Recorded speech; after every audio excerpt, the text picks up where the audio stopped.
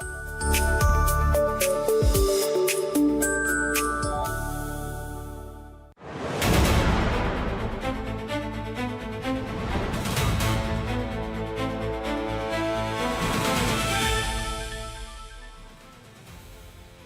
very good evening to you. Welcome. This is TV47 Prime.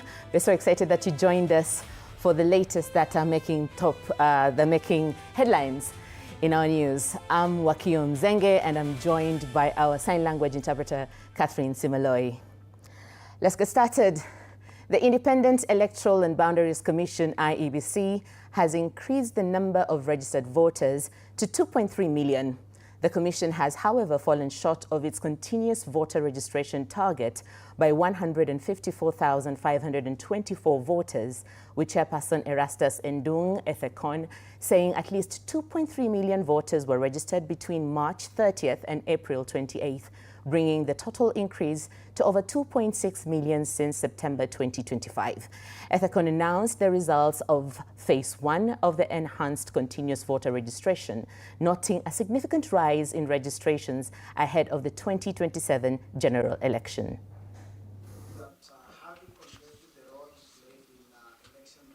The Independent Electoral and Boundaries Commission, IEBC, has registered more than 2.6 million voters since September 2025, with 2.3 million registered during the first phase of the enhanced.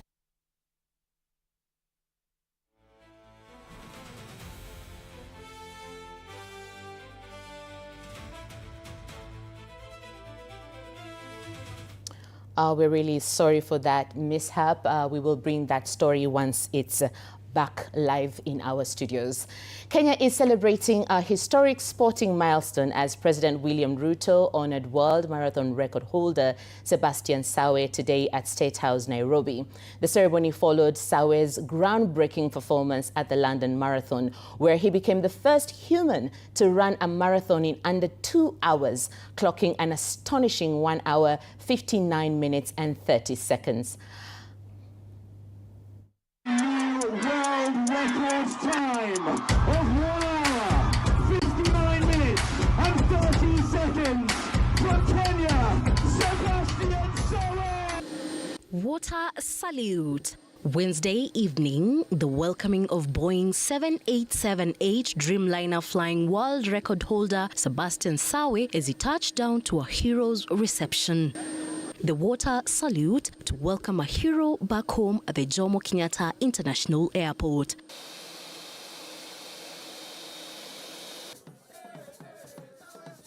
Kenyans in large numbers were there to receive one of their brightest stars in athletics, Sebastian Sawe. Isikuti dancers energized the atmosphere in celebration, with senior government officials, including sportsier Salim Vuria, were on hand to receive the hero. And on Thursday morning, in a significant moment of national recognition, the world record breaker was escorted to State House, Nairobi, in a prestigious Mercedes-Benz S-Class with custom number plates reading 159:30, symbolizing the historic time he registered at the London Marathon on Sunday. Dancers, then a standing ovation. The celebration reached its peak as President William Ruto awarded Sawe 8 million shillings, 5 million for breaking the world record and 3 million for winning gold.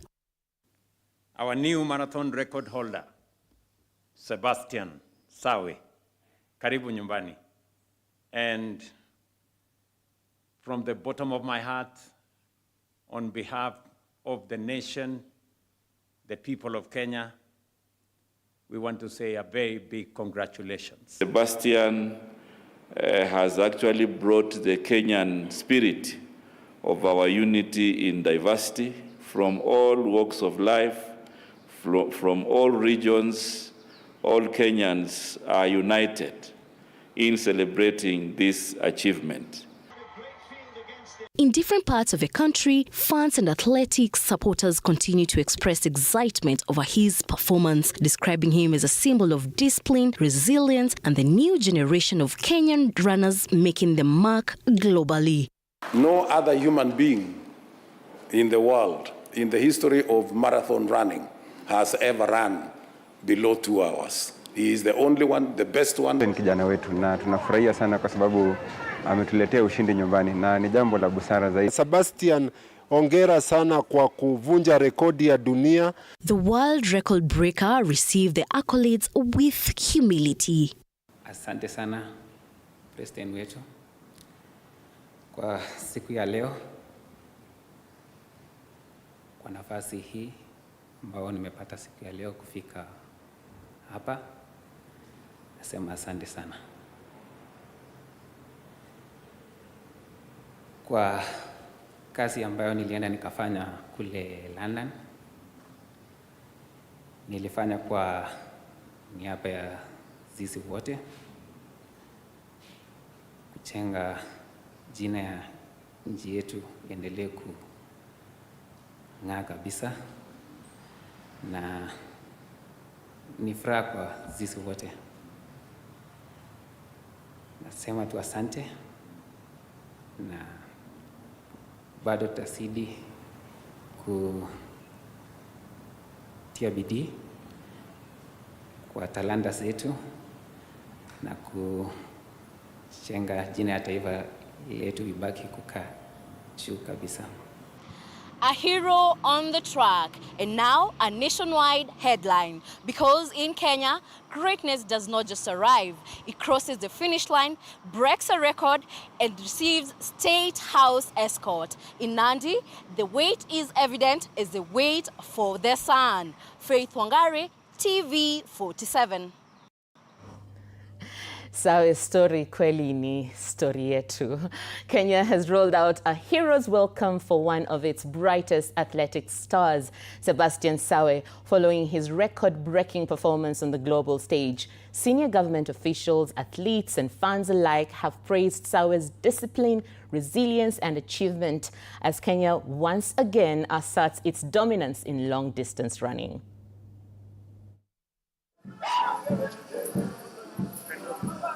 Earlier today, in recognition of Sebastian Sawe's historic London Marathon win, President William Ruto hosted him at State House, Nairobi, where he led the nation in honoring the record-breaking champion. A photo that is autographed by Sawe, which captures that historic moment where he crossed the tape in sub 2 hours. They come perhaps once in a generation, sometimes only once in a lifetime. What our very own Sebastian Sawe achieved last weekend on the streets of London by running a marathon under 2 hours is not merely a sporting triumph. In recognition of Sebastian Sawe's extraordinary achievement, President Ruto awarded him 8 million shillings, 5 million for breaking the world record and 3 million for winning gold. You have inspired a nation, you have inspired a whole generation, and you have inspired the world. And we are all rallying behind Sebastian and all athletes who represent Kenya at the global stage. Sawe's remarkable run not only secured victory, but also shattered the previous record set by the late Kevin Kiptum, further cementing Kenya's dominance in long-distance running. It does not happen by chance. It must be supported, nurtured, and sustained. President Ruto also presented Sawe with a special car number plate, 015930, symbolizing the historic time he posted in recently concluded London Marathon. Utafutia gari ninunue alafu ndio weke hii number plate. Ni sawa? So you will choose a car. Utaenda kutafuta gari alafu niambie ni hii nitakununulia.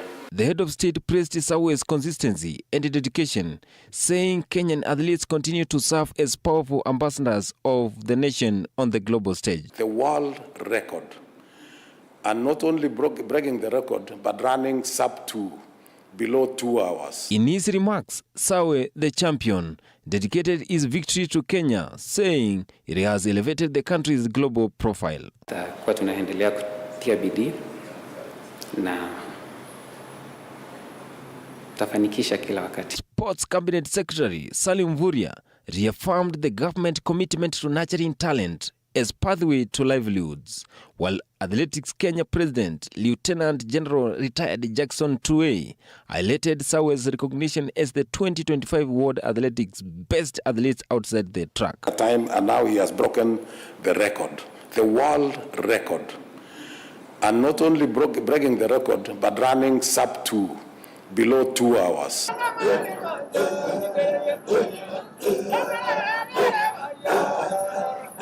Boniface Kimanzi for TV47.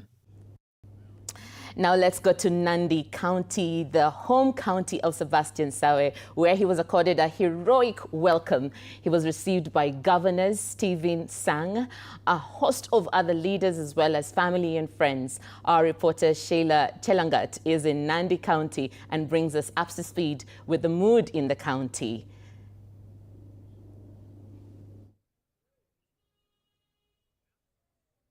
What is the mood? I'm sure it's celebratory. Good evening, Wakio, Mzenge. We are coming to you live from the City of Champions, that is Eldoret City. And just today, Sebastian Sawe did land via the Eldoret International Airport from Nairobi, the JKIA, via a private chartered plane that President William Ruto did accord him. He came via the Kenya Air Force plane, and once he touched down at the Eldoret International Airport, once again he was accorded with another water salute. And of course, here at the City of Champions, the echoes of the London Marathon continued to be felt as residents continue to feel very proud of the son of the soil here.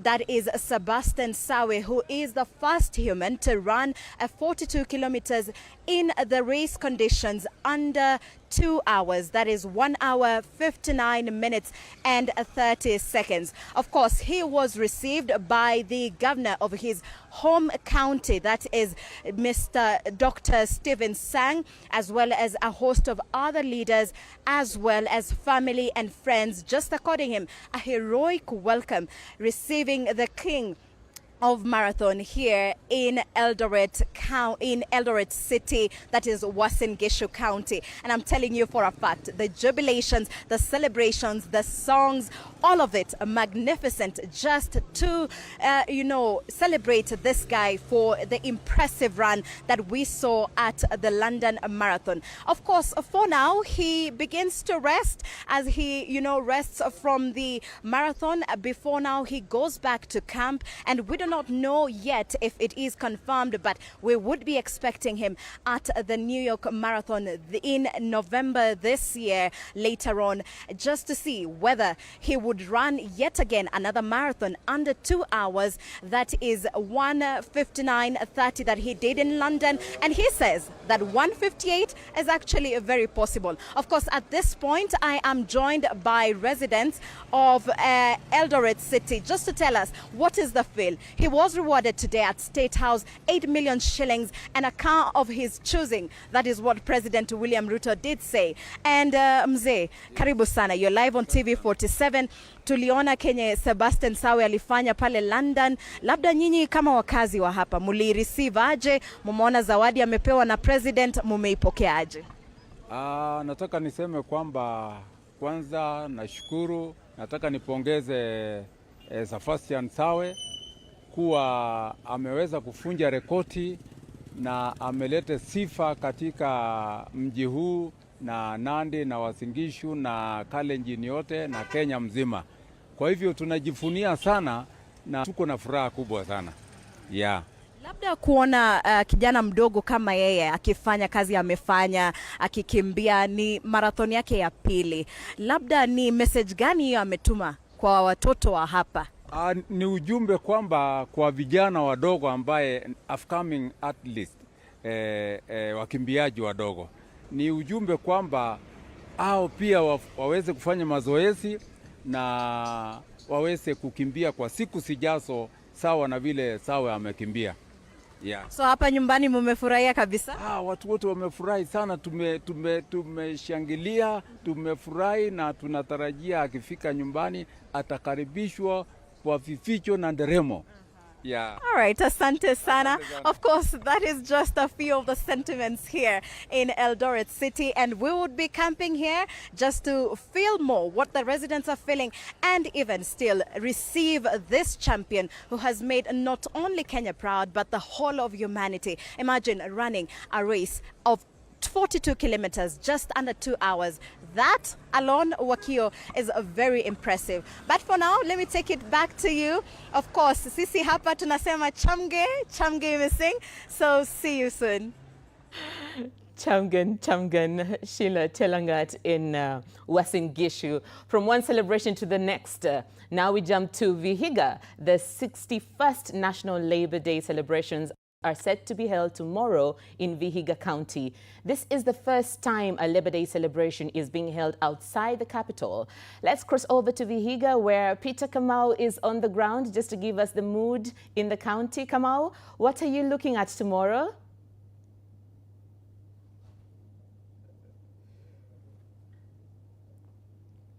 Peter Kamau, can you hear me? Please bring us up to speed. Thank you so much. And we are coming to you live from Vihiga County, also known as the County of Hospitality and Talent. But today we're doing things a little bit different. I have my broadcast colleagues with me, friend Indimuli and Muthoni. Brenda, please join me. Ah, Fred. I was hoping to see you in a suit. This is the day. You rarely get to see me like this. Yes. But definitely something to look forward to because we're representing the workers. Definitely. And a bit of culture here and there. Mm-hmm. Yeah. I am told this is what you call, you know, an omwami. Omwami? Yes. A bus. Yeah. That one. Brenda. Something we learn every day. What do you have going on? Mimi leo nimevaa kama agency waitress. Okay. Kwa sababu tuko and nimejua leo watu kuku wanasalimiana wanasema Mulembe. Mulembe. Mulembe. You say mulembe and then you say mulembe swa. Mulembe swa. Mulembe muno. Oh, mulembe muno. Mulembe muno. Absolutely. Thank you so much, guys. I'll keep in touch with you a little bit later. Yes. But for now, we have to go on with the bulletin. And don't forget, we'll be interviewing Vihiga County Governor, Mr. Wilbur Ochitilo. Yes. So stay tuned for that. There's a lot of excitement because Vihiga has come alive even tonight in anticipation of what's happening here tomorrow. It is the very first time they're hosting this kind of event outside of Nairobi for the 61st edition of Labor Day. In its 65 years, 61 years of existence, Yes. is the first time they're holding this outside Nairobi. Wow. So something exciting. And I'm sure in the Muli, many workers out there, they are ready to see if the president will heed to the demands of Kotu by increasing the wages by 23%. That is something to look forward to, yes? True. Thank you so much. Thank you. I'll see you guys later. Later. Moving on. The Independent Electoral and Boundaries Commission, IEBC, has increased the number of registered voters to 2.6 million. The commission has, however, fallen short of its continuous voter registration target by 154,524. With the chairperson, Erastus Ndung, at the count saying at least 2.3 million voters were registered between the March 30th and April 28th, bringing the total increase to over 2.6 million since September 2025. Ethicon announced the results of Phase 1 of the enhanced continuous voter registration, noting a significant rise in registrations ahead of the 2027 general election.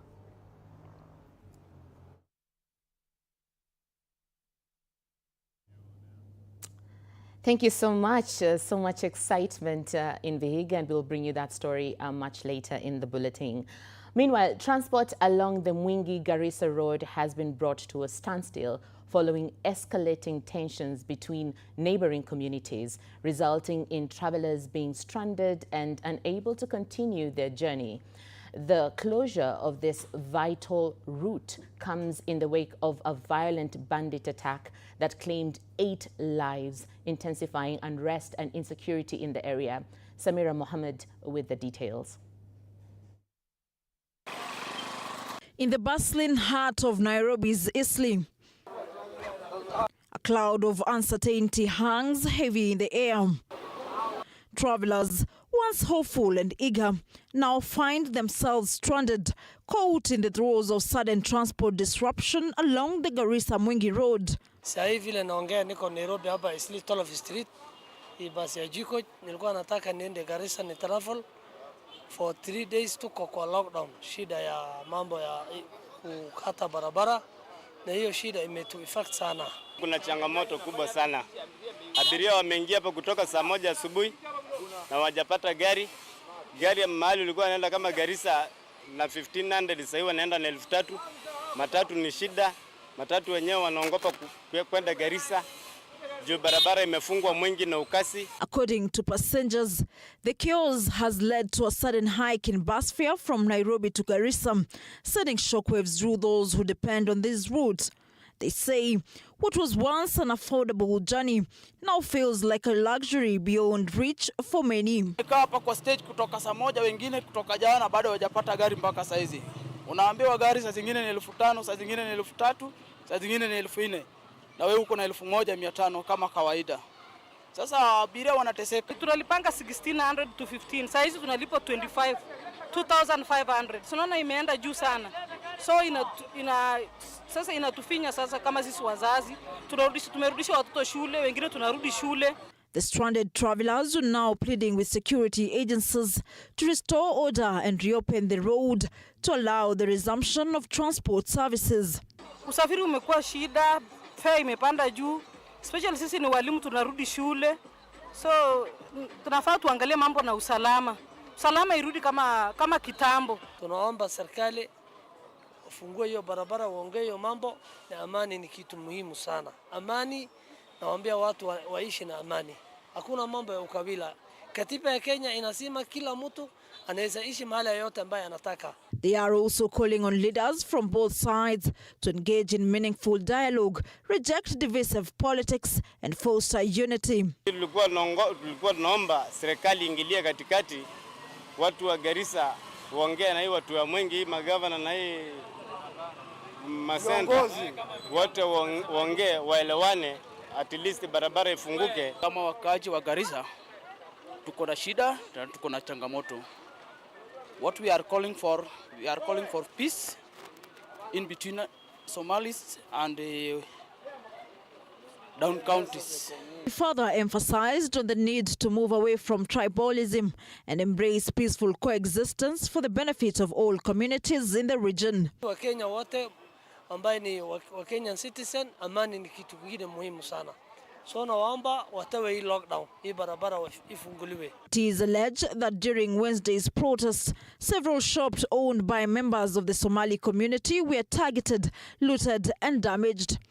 Fearing for their safety, many members of the community took refuge at a local police station where they spent the night with their salvaged goods. As the situation stabilizes, the focus remains on fostering dialogue, reconciliation and peaceful coexistence among affected communities, with calls for political leaders to prioritize unity over division. Samira Mohammed for TV47, Nairobi. Thank you, Samira Mohammed. And now let's go back to our earlier story. The Independent Electoral and Boundaries Commission, IEBC, has increased the number of registered voters to 2.3 million. The commission has, however, fallen short of its continuous voter registration target by 154,524 voters, with Chairperson Erastus Edung Ethekon saying at least 2.3 million voters were registered between March 30th and April 28th. Ethekon announced the results of Phase 1 of the enhanced continuous voter registration, noting a significant rise in registrations ahead of the 2027 general election. The Independent Electoral and Boundaries Commission, IEBC, has registered more than 2.6 million voters since September 2025, with 2.3 million registered during the first phase of the enhanced continuous voter registration between March and April 2026. However, the commission fell short of its target. We registered 2,345,476 new voters. To put it into perspective, the 2,345,476 new voters are the ones we registered over the last 30 days. The exercise was conducted across all 290 constituencies in universities, Huduma centers and IEBC offices, involving more than 30,000 registration centers, as well as trained officers equipped with KIMS kit.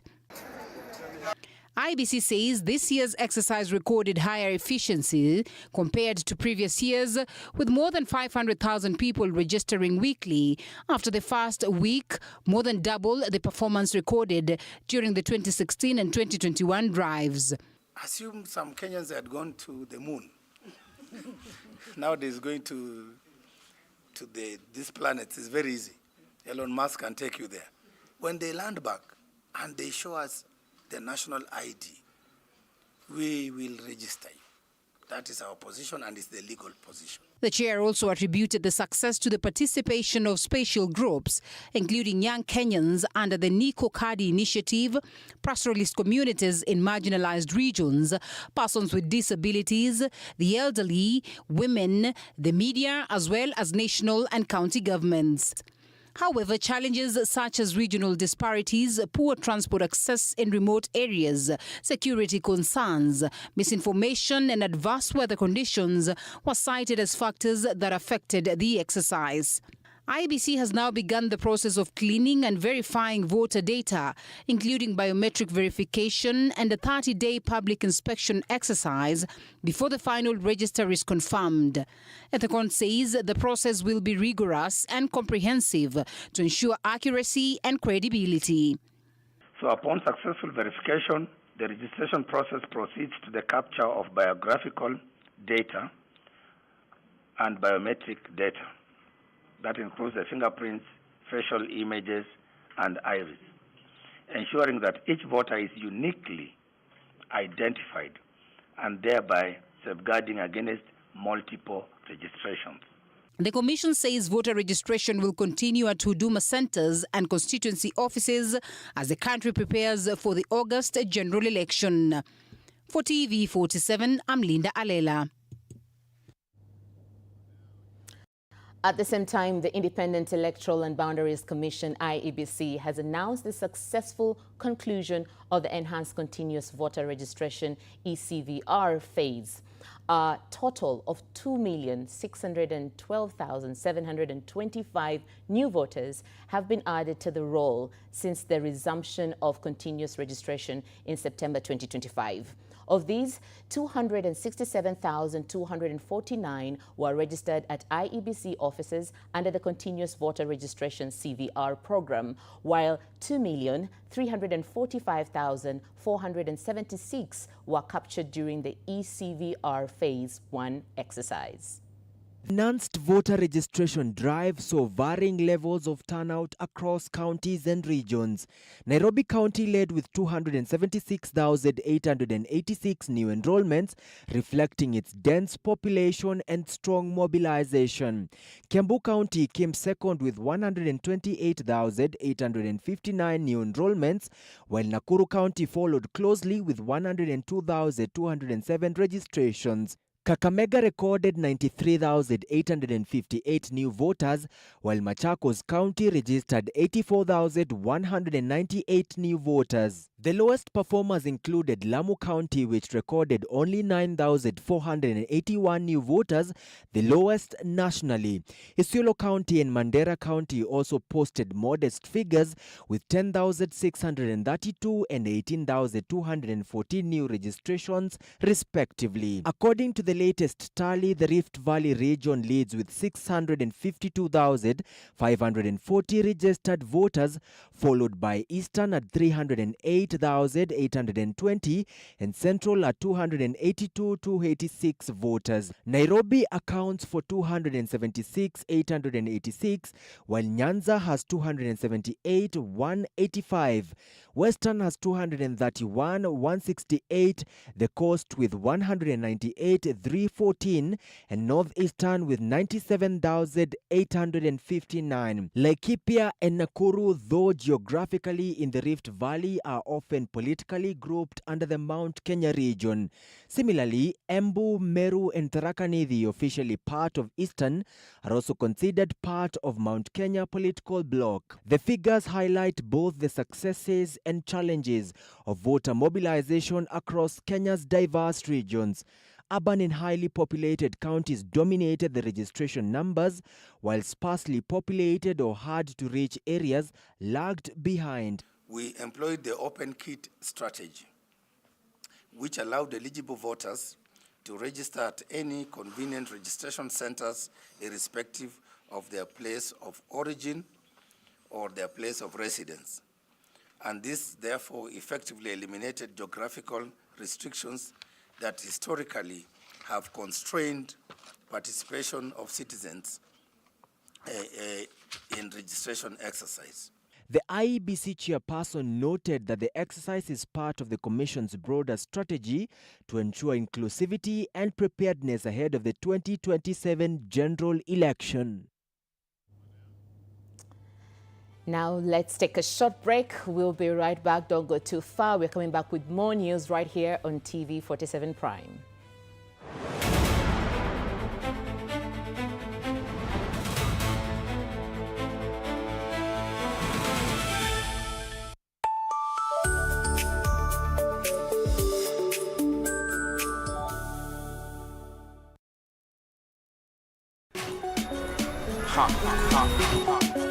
Sikia, ni juicy.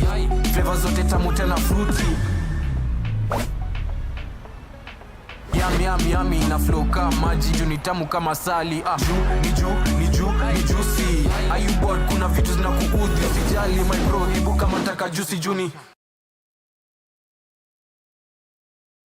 Azam TV, your favorite pay TV, just got even better. Effective 1st March 2026, we have added 5 amazing new TV channels to keep you entertained day and night. AMC Movies and Nolly Africa for the best of Nollywood movies and series. Music Box Hits and Music Box Dance for non-stop music hits and dance. And Manchester United TV for football fans. More movies, more music, more sports, all in one place.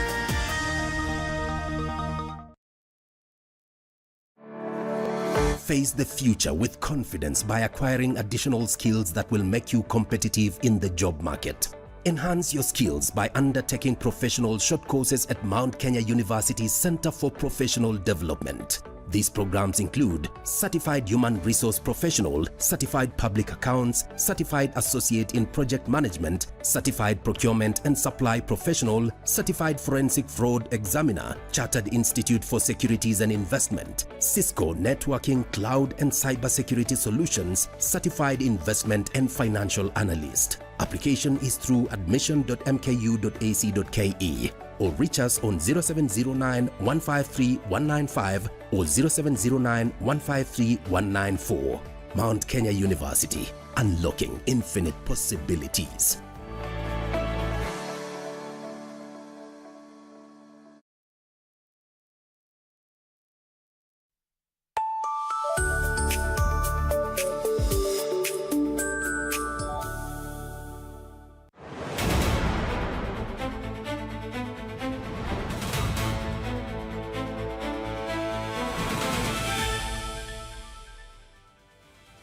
Thank you so much for coming back and staying with us.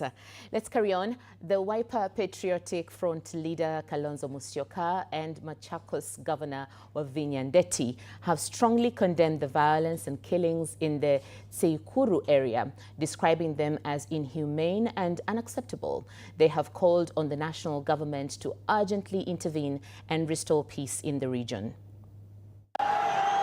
Following the violence witnessed in Tseikuru, Kitui County, Wiper Patriotic Front leader Kalonzo Musyoka has accused some politicians of fueling tensions, alleging that some have been inciting communities in the country. Kalonzo has called on security agencies to take swift action, conduct thorough investigations, and bring those responsible to justice. And we will have to establish peace committees all over. And I'm quite sure we shall succeed.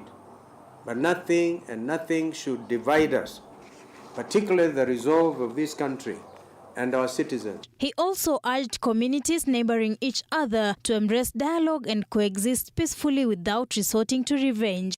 But we have taken this initiative, and I believe there will be absolute calm between the Somalis and the Kambas, and hopefully between the Samburus, the Merus. Meanwhile, Machakos Governor Wavinya Ndeti has called on the national government to urgently address insecurity in Tseikuru, Mwingi North. Kwa hivyo ningeuliza serikali ingililie, ilete utulivu katika kaunti yetu ya Kitui, ndio watu waweze kukaa na amani. She noted that the violence has resulted in deaths, destruction of property, and the displacement of residents. The two communities, tafadhali, hii Kenya ni yetu na lazima tukae na amani. The governor further emphasized the importance of communities respecting land boundaries and sharing resources such as water in order to prevent conflict. Religious and community leaders have also continued to stress the need for unity and a lasting solution to restore peace and stability in troubled areas.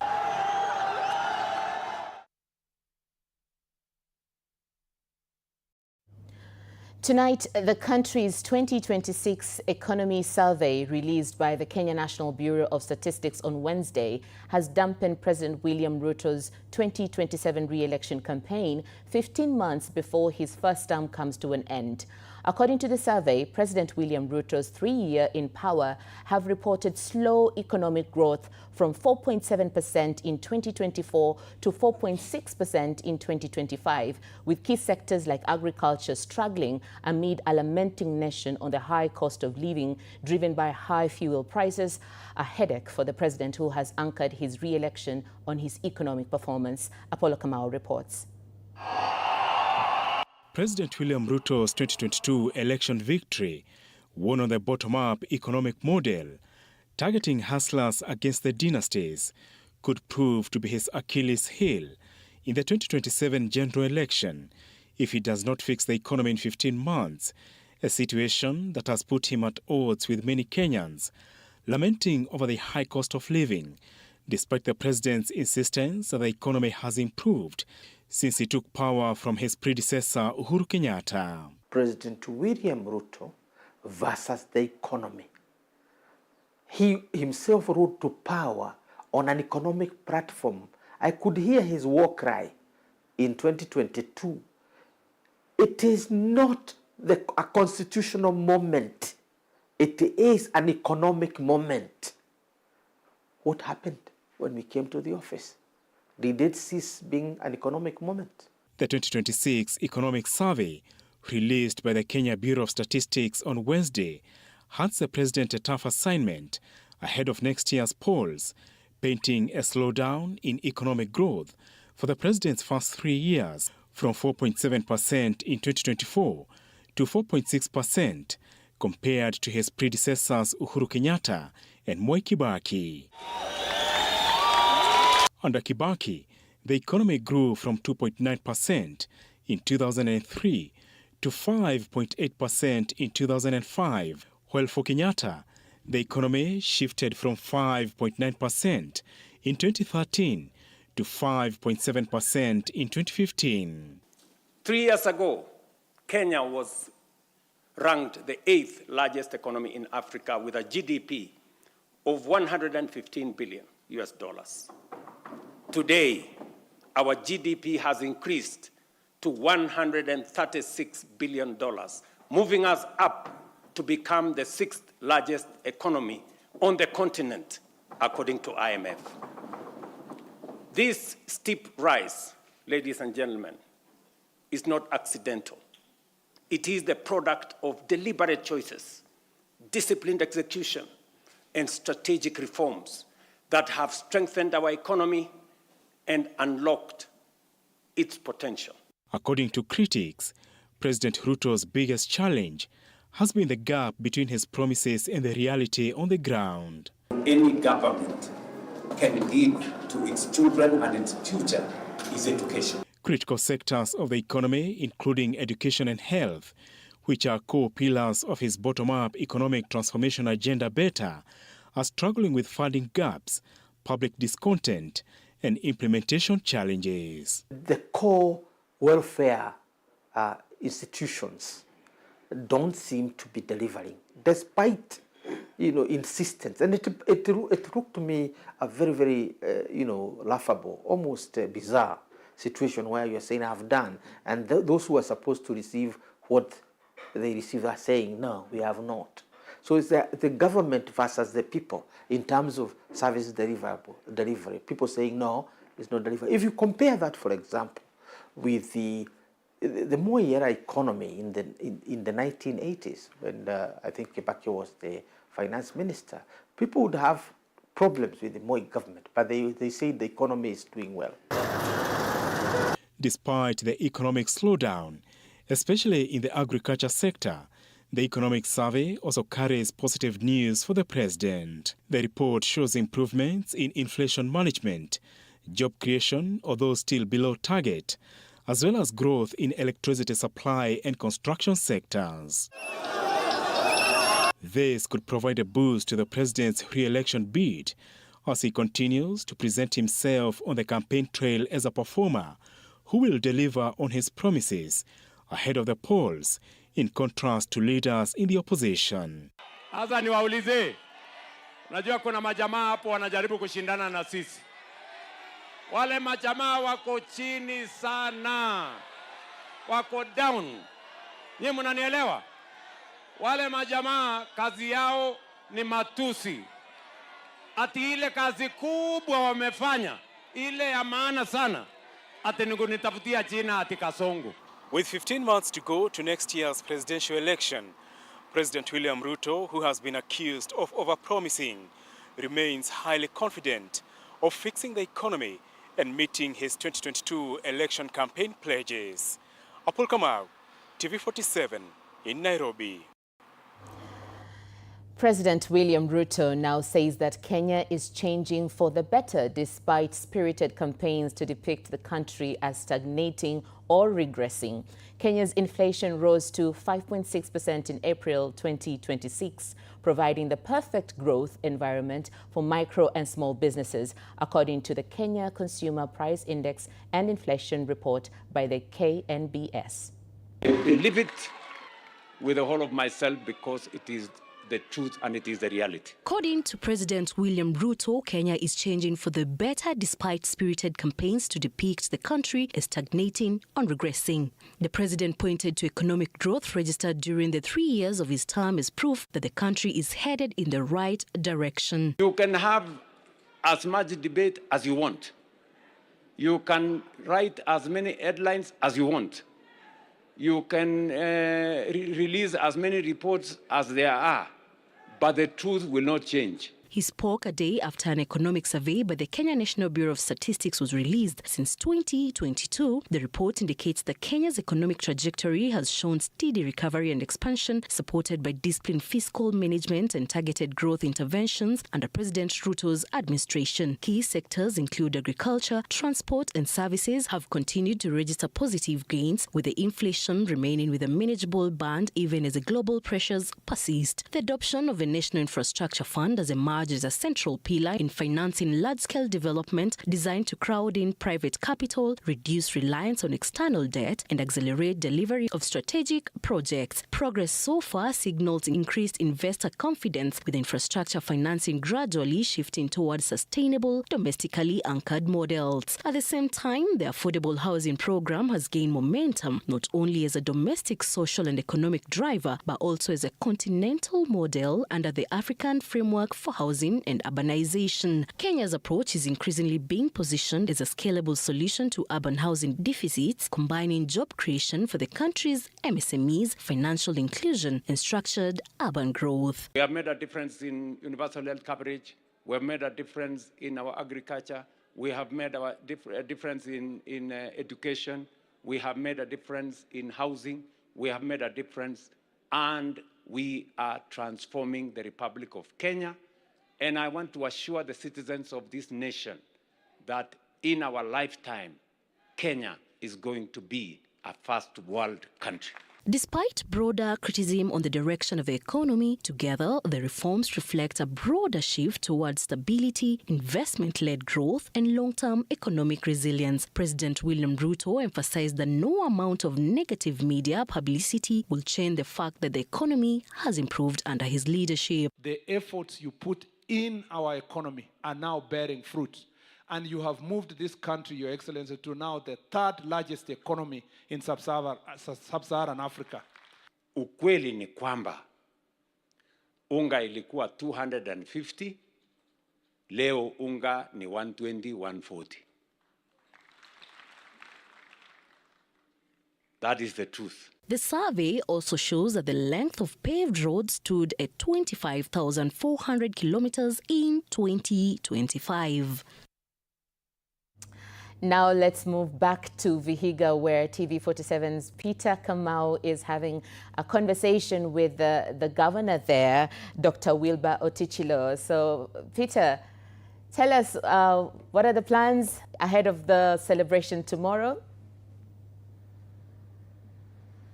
Yes, thank you so much, Wakio.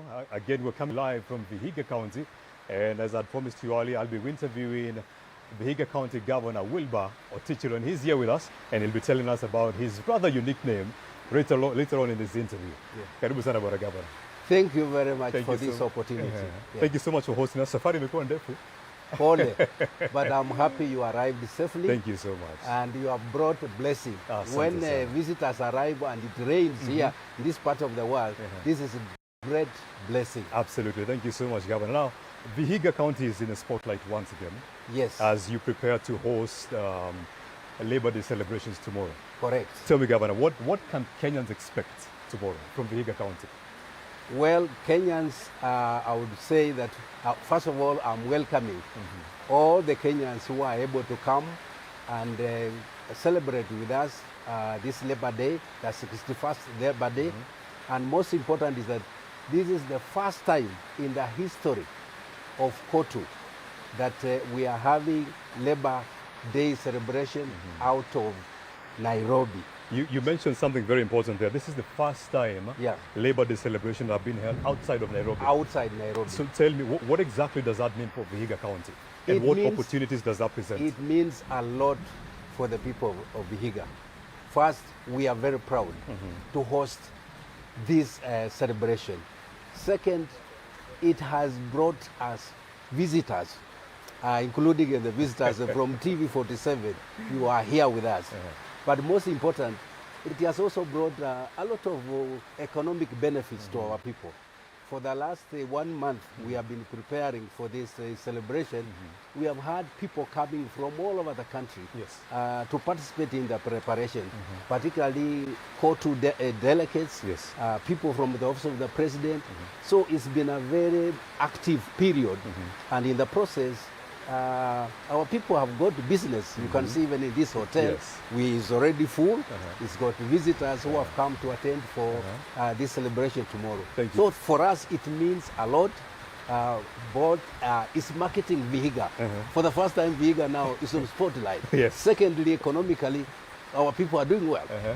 Thank you so much, Governor. Now let's talk about Labor Day, and we know Labor Day is about livelihood, and jobs. Correct. What measures has your administration put in place to allow for growth and sustainable jobs? Well, we are involved in a lot of programs that are aimed to promote or improve livelihoods of our people.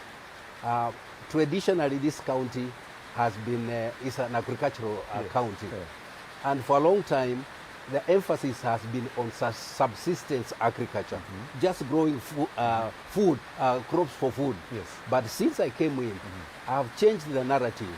I'm now saying that we are doing agriculture as a business.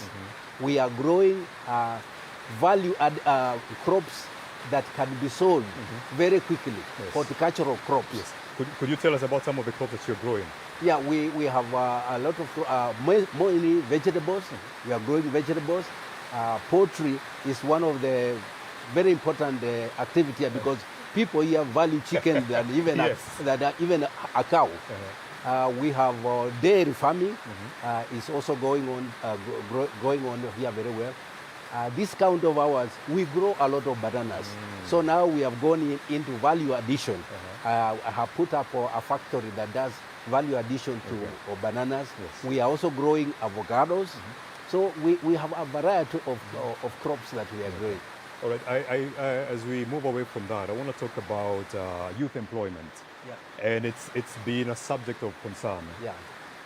Have you put measures in place so that the youth of Vihiga can have long-term jobs as opposed to short-term engagements? Yes, we reckon that youth unemployment is a major challenge we are facing in the county and as a country. And therefore, as a county, we are putting in measures. We are putting in measures to interest our youth to go into agribusiness. Because agriculture here has been mainly for the older people. The young people have always gone into school, then after that they go looking for employment. But we are saying no.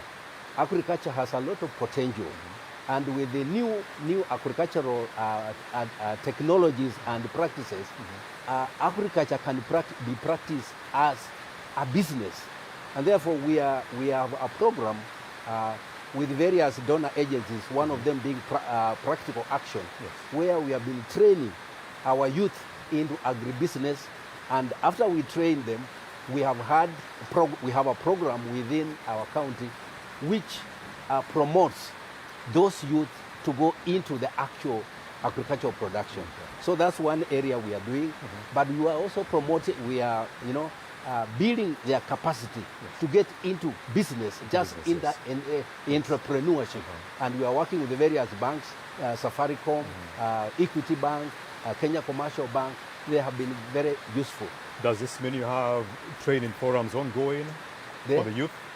Yes, we have quite a number of training programs that are ongoing with the youth. And then, of course, we have also the program like the Nyota program that has been being launched by the president. That's also a program that our youth have impressed. And so far, quite a number of the youth have received the seed money to be able to start business. And quite a number have started quite a variety of businesses.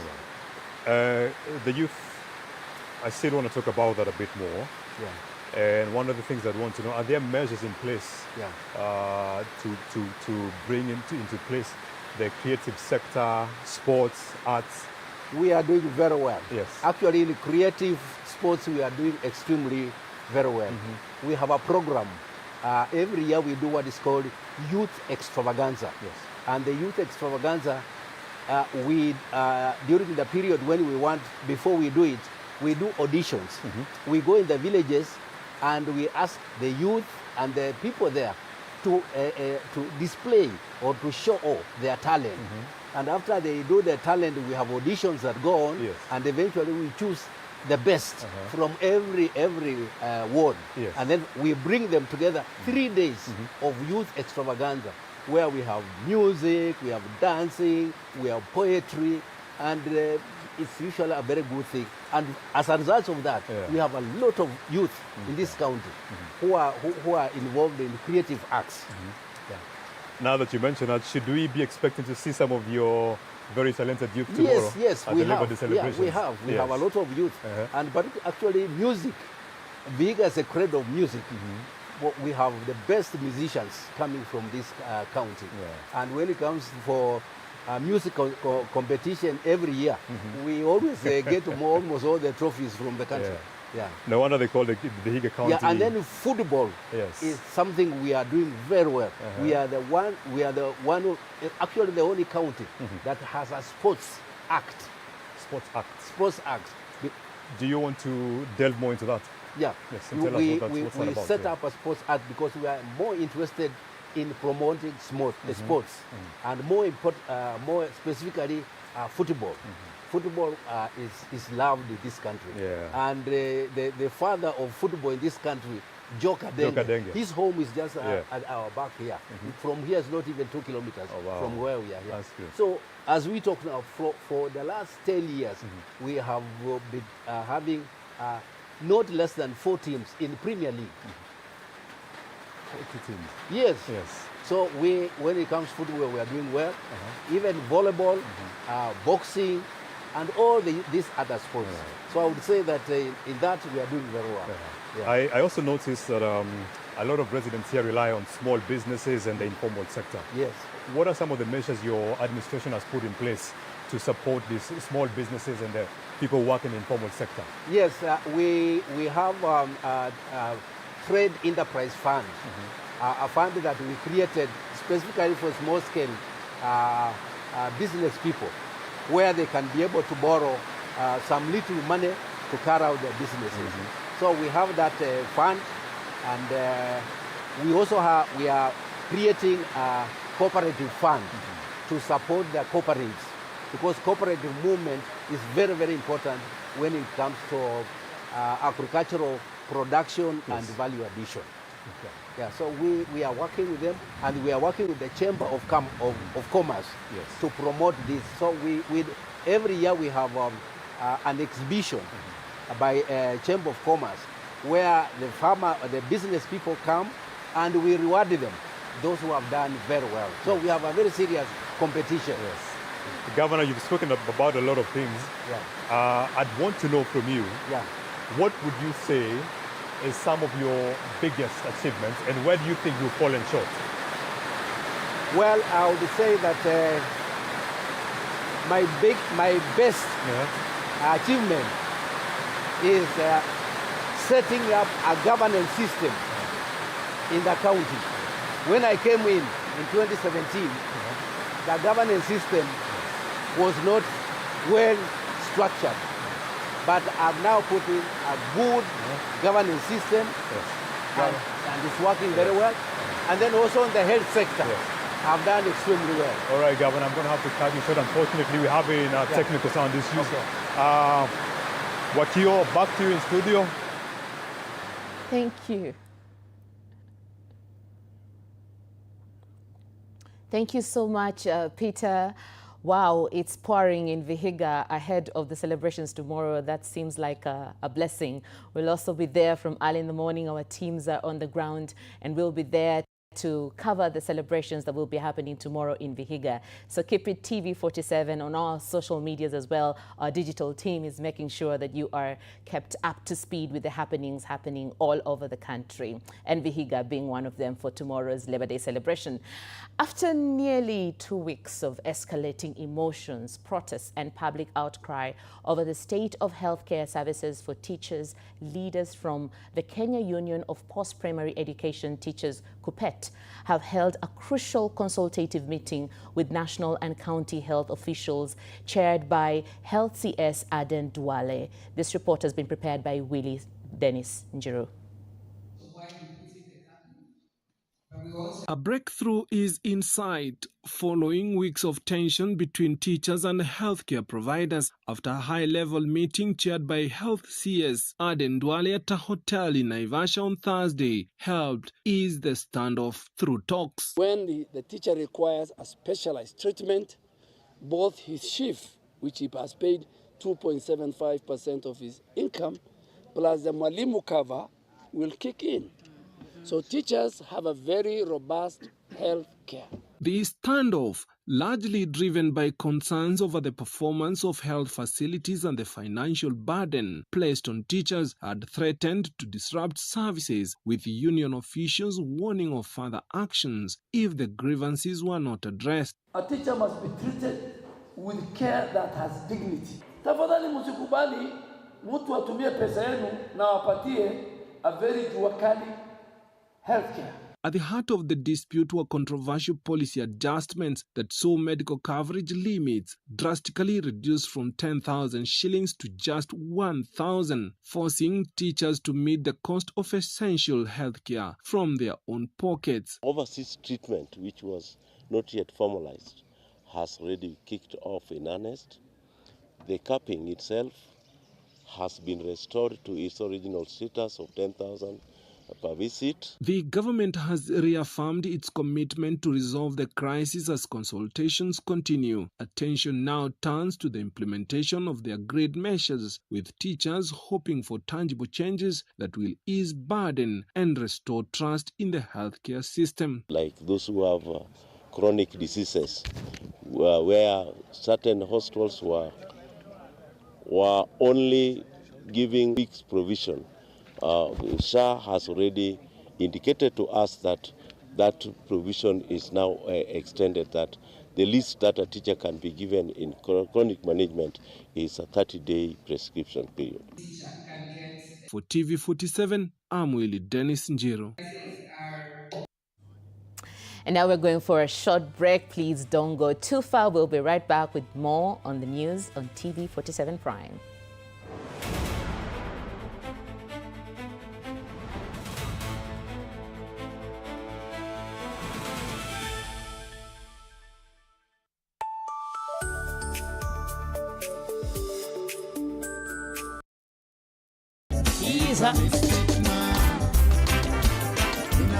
In a world full of noise, there is a sound that speaks to the soul. Welcome to Ire Vibes, where roots reggae carries the message and music becomes a voice.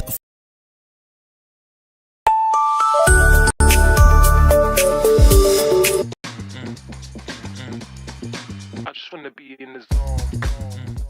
Nairobi, where the hustle never sleeps and neither do the scammers. On Link Up, we are talking about something that's affecting all of us. We are talking trust. We're diving into the campus life. I just want to be in the zone. Stay fresh, stay safe, stay linked up.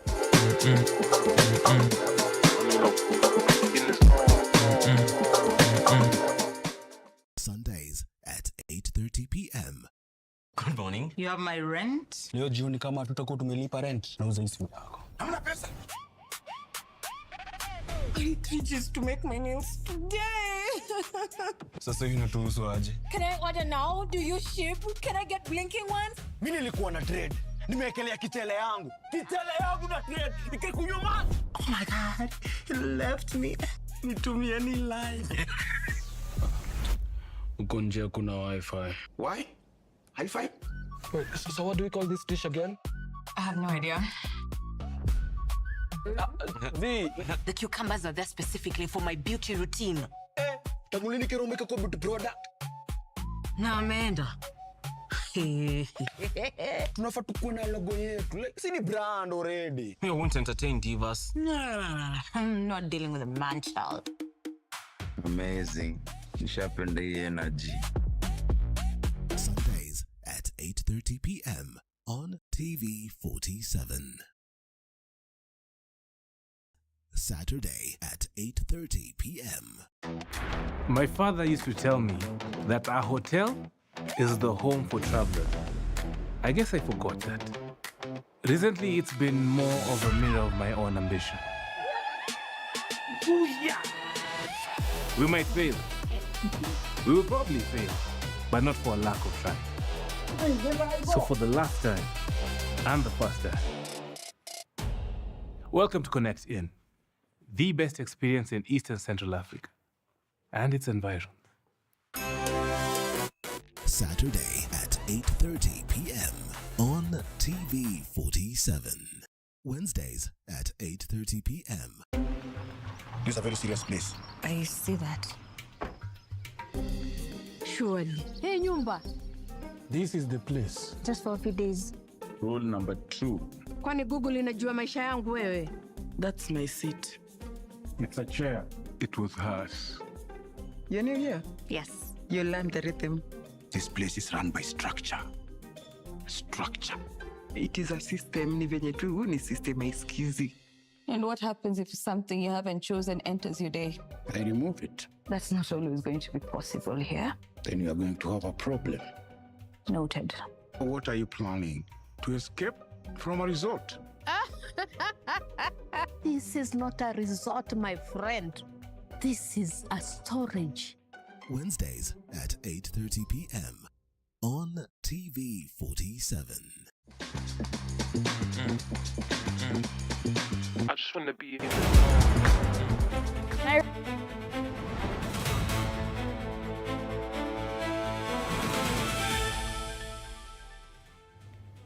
We're back. Thank you so much for staying here.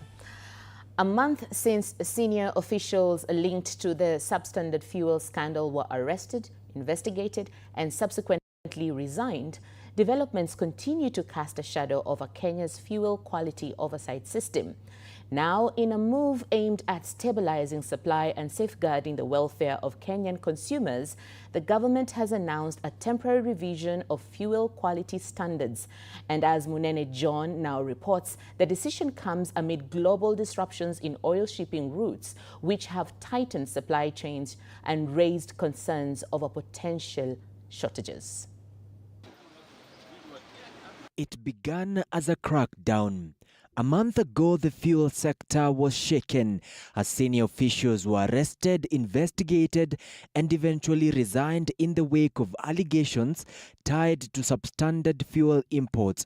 What followed was a wave of public concern over how deep the cracks in oversight had become. But today, the story takes a different turn, not away from accountability, but into a new battle: keeping fuel flowing.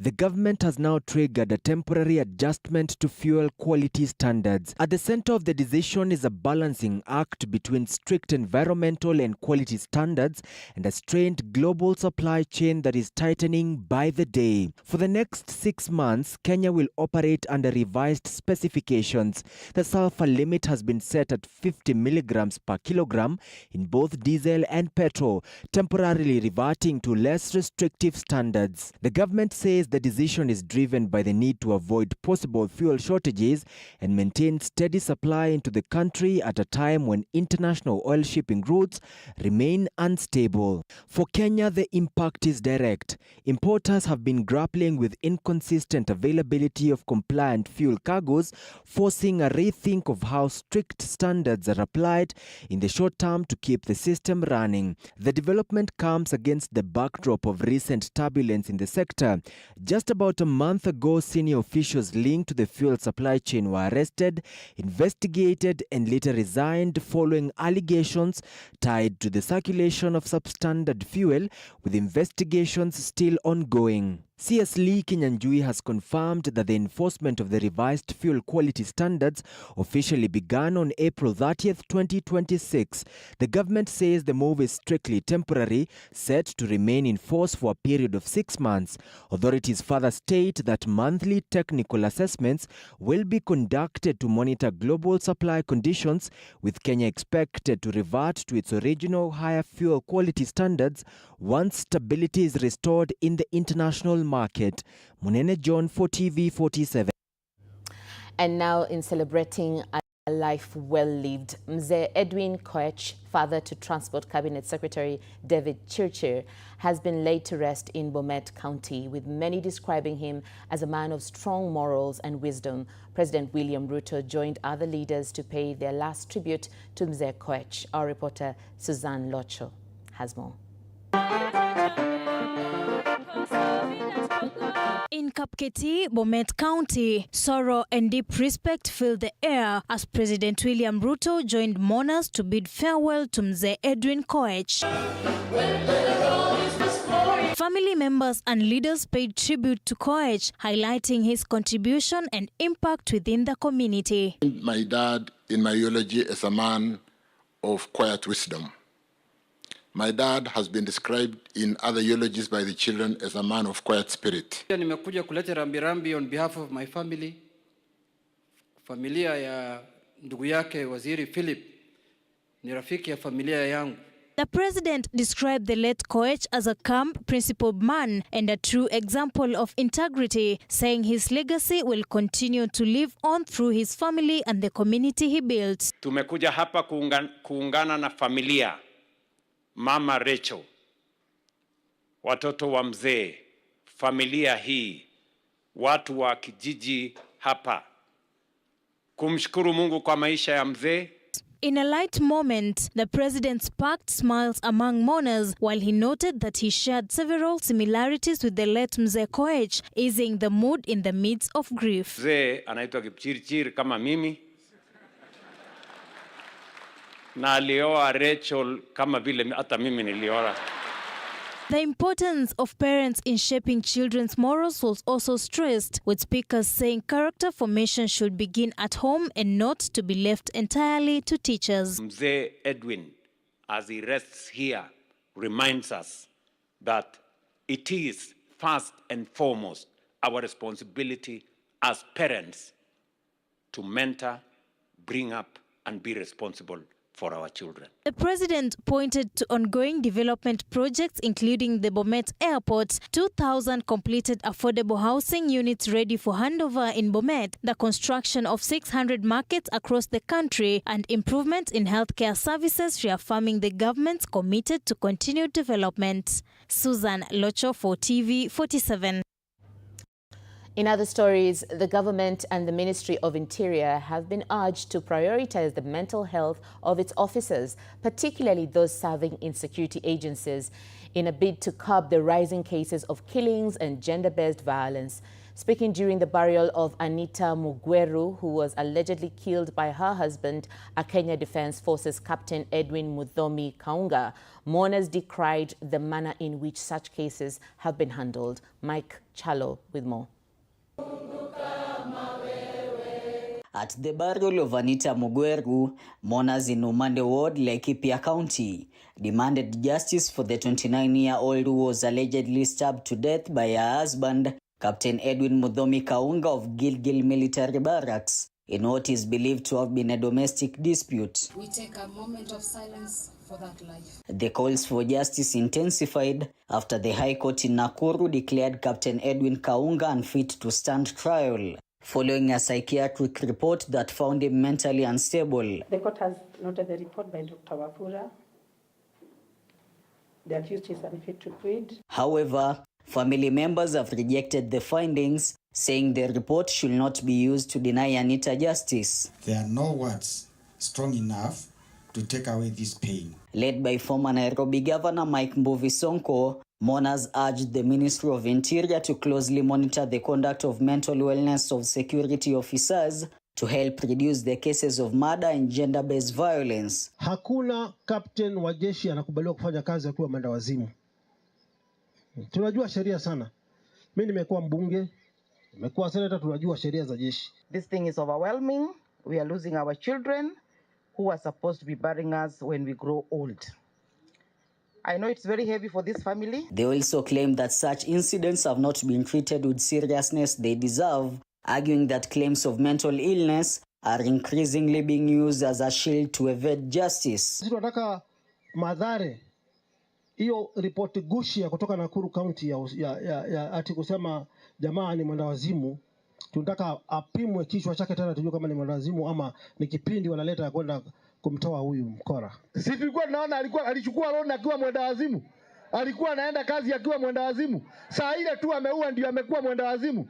That is injustice. Na hii maneno lazima tuongee. Sonko, together with Anita's family, vowed to pursue the case until justice is served, as family members and residents gathered to pay their final respect to the late Anita. Even if it takes us 10, 20 years, lazima justice has to be our shield and defender. Mike Chalo, TV47. Thank you, Mike Chalo, for that report. The upgrade of Migori Airstrip, also known as Lichota Airstrip, is set for completion by December, a move expected to boost tourism, trade and travel in Nyanza and the wider western region. Speaking during an interview, Officer in Charge Barnabas Nyonda says the facility will be upgraded from Class C to Class B, allowing it to handle up to 500,000 passengers annually and enable travelers to Tanzania and Uganda to get clearance directly at the airstrip. He also adds that the upgrade will make it possible for passengers to access direct international flights, including routes to Johannesburg, further opening up the region to global travel and business opportunities.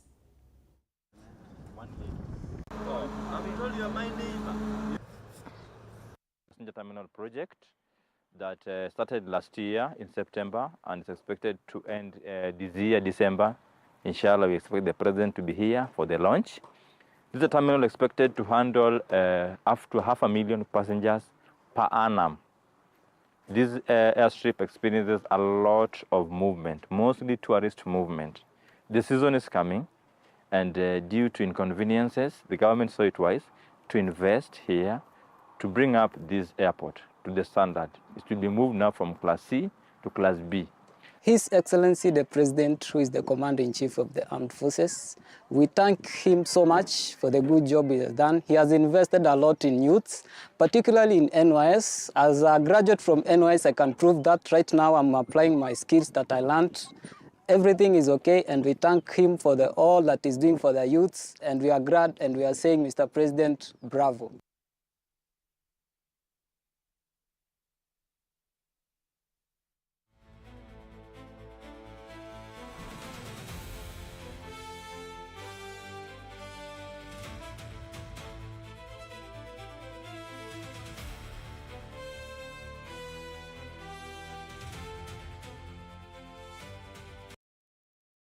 Sundays at 8:30 p.m.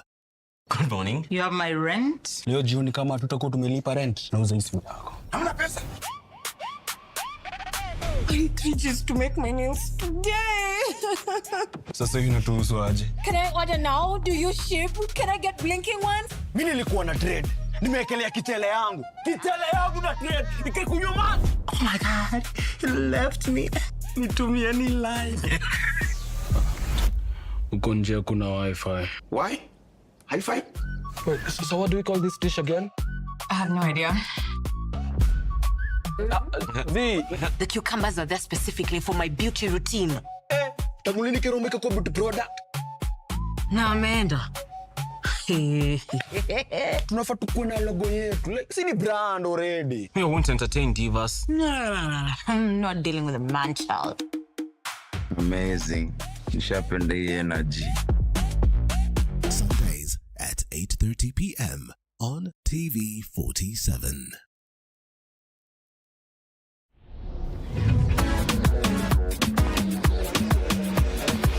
Bro! Nasikia kuna game ilikuchoma last week, eh? Yeah, tulia. Sai must be one jackpot locked and loaded. Lafu cheki. Niko na passport ya jackpot. Mimi nakwambia inaweza close 50 mili in 8 weeks, eh?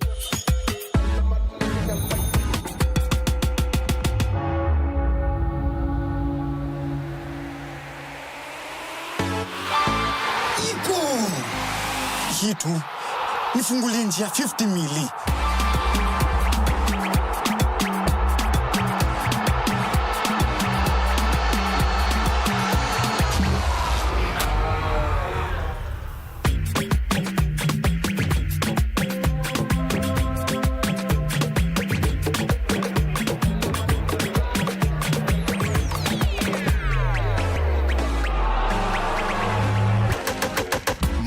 Jackpot lazima ipate wina. Kila wiki mbili, assist ya Game Pass inaingia. Games zinashuka from 15 games hadi 12 games by week 8. Na msipobeba bado, tunaipeana kwa the next best performer. So, 50 mili ni lazima iende.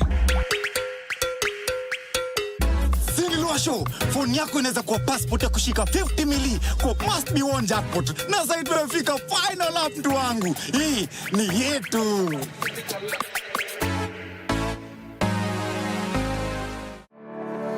Face the future with confidence by acquiring additional skills that will make you competitive in the job market.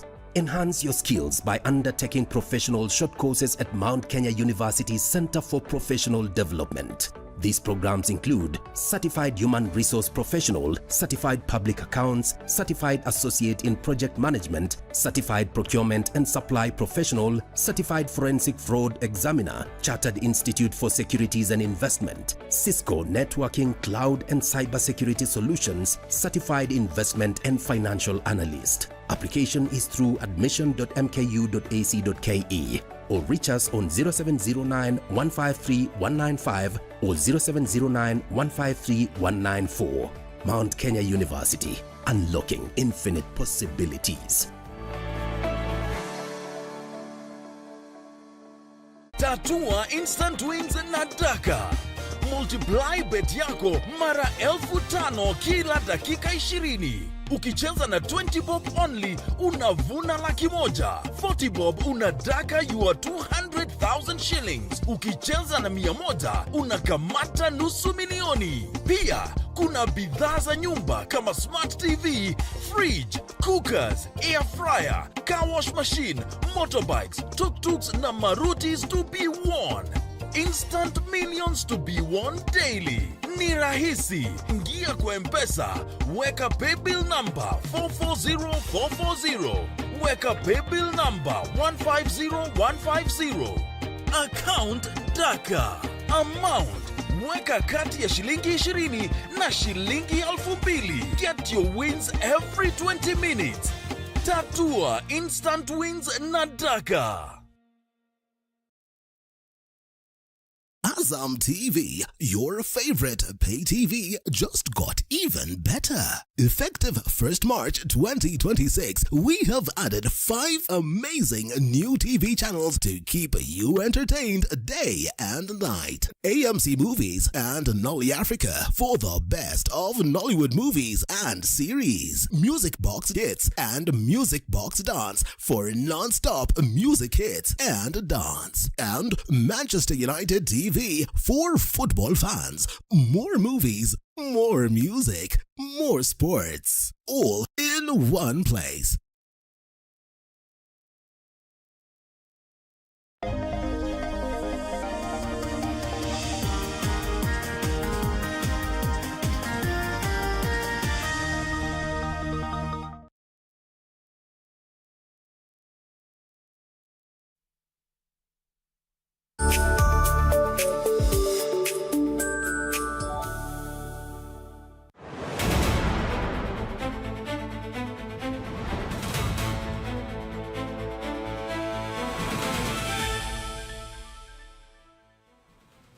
Now let's turn to what is making headlines in the business world. Kenya has today witnessed the launch of the largest circular economy program as Absa Kenya Foundation partners with GIZ and the African Guarantee Fund to drive sustainable business growth. I beg your pardon. The Circularizing Initiative targets the creation of over 6,000 jobs while empowering more than 2,000 women and youth-led MSMEs across the country. The program will focus on recycling waste, expanding access to finance, and strengthening enterprise capacity through training and market linkages. It also aims to mobilize over 2 million euros in financing by 2028 while reducing environmental impact. Government and private sector players say the initiative will accelerate inclusive economic growth and climate action.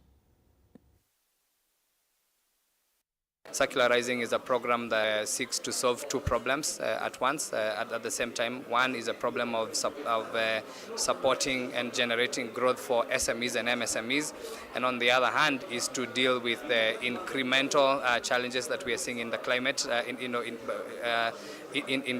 caused by climate change, and therefore circularizing brings these things together in that it focuses on MSMEs and SMEs. And the objective for this foundation was to make sure that we can be able to drive efficiency in the projects that we are focusing on, and then more important, to be able to pull funds together through partnerships and make these initiatives much bigger. We believe the timing is right. We believe that we need to support MSMEs, young people, women-led businesses that are doing extraordinary stuff. Trans-Africa Motors Limited, through its FAO Tracks brand, has donated school stationery to learners at Good Hope Markazil Banatil Islamia Center in Nairobi. The initiative, under the Wheels of Hope FAO Care program, aims to support students as they resume learning after the April holidays. The exercise was led by FAO representative Gordon Guo alongside Trans-Africa Motors Mr. Ogutu. The donation targets easing the burden on vulnerable families while promoting access to education. Organizers say the initiative reflects their commitment to community empowerment through practical support in the education sector. As Good Hope Markazil Banatil Islamia, Good Hope hosts 150 kids who are from university to kindergarten. At the moment, they are not all of them here, but at least majority are here. I'm grateful for today's project. I'm so grateful. At least the kids have gotten their bags, their pouches, and pencils. We are grateful. FAO Global, they have a program called Wheels of Hope, and they've been going around schools distributing pencils, bags, and pouches. And us being the only representative for FAO Kenya, we chose Good Hope as one of our beneficiaries.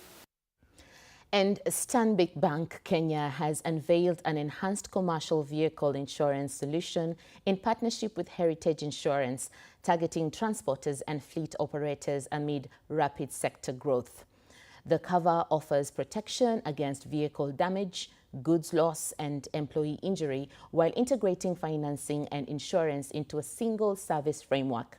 The solution comes as Kenya's commercial vehicle segment expands significantly, driven by SME demand in logistics and trade, with road transport dominating freight movement. The initiative aims to strengthen business resilience, reduce operational risks, and support the long-term growth in one of Kenya's most vital economic sectors.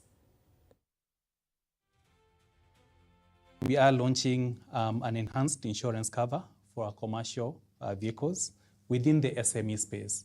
And what's so important is that we listen to our customers, and customers say that we are in the business of making sure that we are able to support growth of our economy.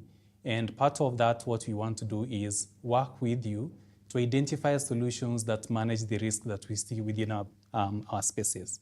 So together with Heritage, we've designed insurance covers which are very much aligned to our existing vehicle and asset finance offering that provide competitive pricing in as far as the rate is concerned to the customer. But most important is that over and above this, since we understand that our customers actually do have logistical needs in as far as movement is concerned, what we've done is that we've designed a solution which covers up to 5 million, which is really typical from the normal 3 million that you'd have in as far as goods in transit is concerned, and this covers all risks.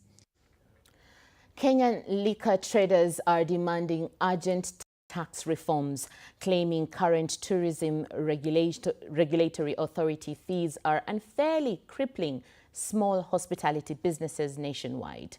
The Traders Association argues the existing fee structure disproportionately burdens small bars compared to larger establishments. Faced with mounting statutory costs and environmental compliance fees, stakeholders are calling for a transparent, turnover-based system.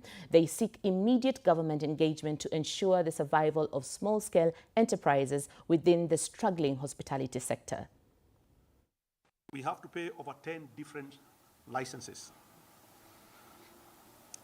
business permit, liquor licenses, NEMA environmental fee, food and hygiene certificates, fire safety certificate, music copyright levies, tourism fund contribution, NSSF, housing levy, SHA, and register with KRA. Each license comes with its own cost, its own paperwork, its own deadline. Collectively, these obligations consume a big share of the small traders' income, leaving little room for growth, investment, or even survival. Kenya's capital markets are witnessing a tectonic shift as derivatives trading volumes skyrocketed by 61% this quarter, signaling a more sophisticated pivot towards risk management. According to the latest Q3 report for the 2025-2026 financial year released by the Capital Markets Authority and the Nairobi Securities Exchange, total contracts climbed to 78,000, driven largely by intensified hedging activity in blue chip stocks such as Equity Group and IHMP, while the Treasury bond market remains firmly dominated by government activity, accounting for nearly 100% of turnover. The deeper narrative is emerging from the private sector, where resilience continues to strengthen. Local corporate investors now command over 90% of the corporate bond market, even as online forex brokers record explosive growth, with net assets swelling by an astonishing 200%.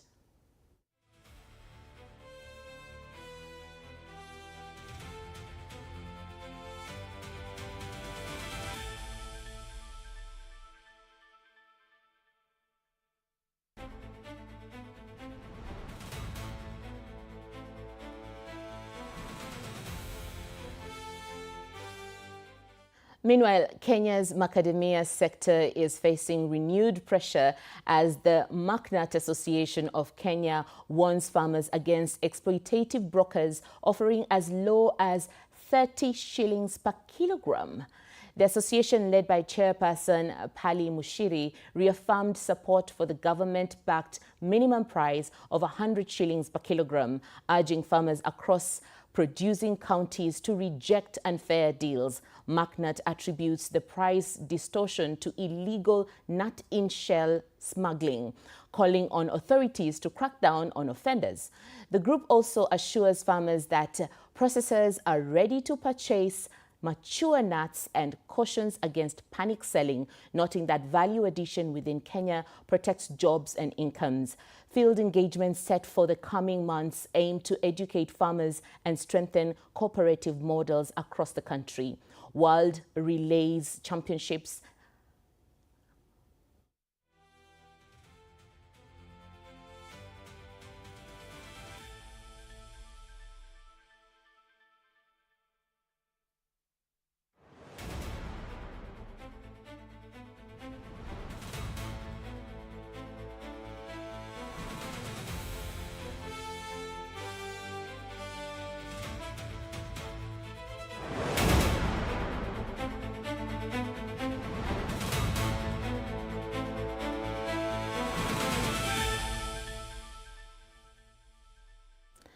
Now let's get sporty.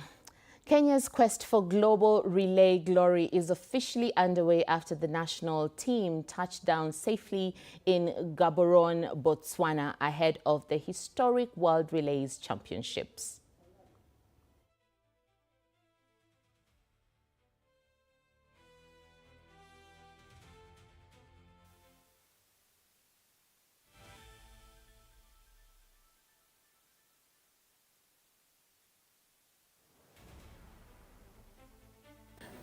Our preparation has been very good.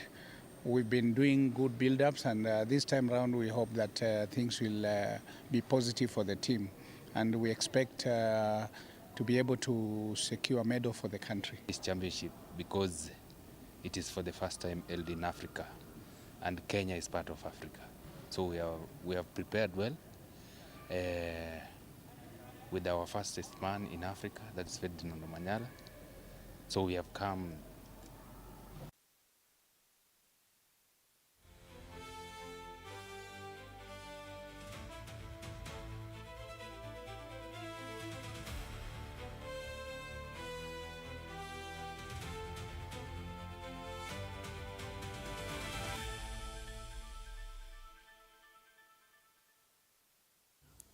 Thank you for being with us. That brings us to the end of TV.